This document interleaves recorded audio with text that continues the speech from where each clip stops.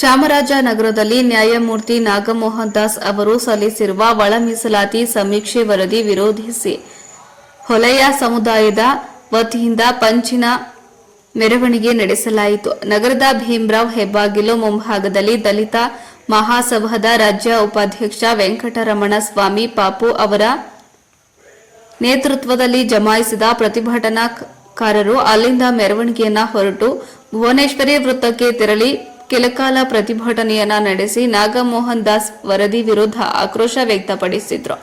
ಪ್ರತಿಭಟನೆ ನೇತೃತ್ವ ವಹಿಸಿದ್ದ ವೆಂಕಟರಮಣ ಸ್ವಾಮಿ ಪಾಪು ಮಾತನಾಡಿದ್ದು, ನ್ಯಾಯಮೂರ್ತಿ ನಾಗಮೋಹನ್ ದಾಸ್ ಅವರು ಸರ್ಕಾರಕ್ಕೆ ಸಲ್ಲಿಸಿರುವ ವರದಿ ಅವೈಜ್ಞಾನಿಕವಾದದ್ದು. ಹೊಲೆಯ ಸಮುದಾಯ, ಮಾದಿಗ ಸಮುದಾಯ ಎರಡಕ್ಕೂ ಅನ್ಯಾಯವಾಗಿದೆ. ಯಾವುದೇ ಕಾರಣಕ್ಕೂ ಈ ವರದಿಯನ್ನ ಮುಖ್ಯಮಂತ್ರಿಗಳು ಜಾರಿಗೊಳಿಸಬಾರದು. ಒಂದು ವೇಳೆ ಜಾರಿಗೊಳಿಸಿದರೆ ಕರ್ನಾಟಕ ಬಂದ್ಗೆ ಕರೆ ನೀಡುವುದಾಗಿ ಪಾಪು ಎಚ್ಚರಿಕೆಯನ್ನ ನೀಡಿದ್ರು.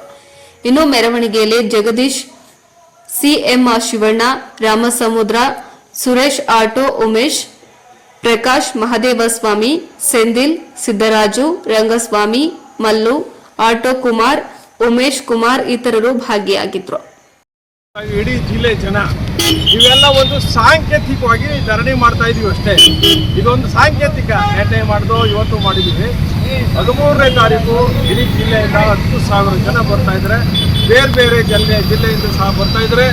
ಪೊಲೀಸ್ನವರೇ, ನಾವು ನಿಮ್ಮ ಸ್ನೇಹಿತರು, ನಮ್ಮ ಮೇಲೆ ದೌರ್ಜನ್ಯ ಮಾಡಬೇಡಿ, ನಾವು ನಿಮ್ಮ ಪರ ಇದ್ದೀವಿ. ಹಲವಾರು ಸಂದರ್ಭದಲ್ಲಿ ನಿಮ್ಮ ಪರ ನಿಂತು ಹೋರಾಟ ಮಾಡಿದ್ದೀವಿ. ದಯವಿಟ್ಟು ನೀವು ನಮಗೆ ಬಿಡಲ್ಲ.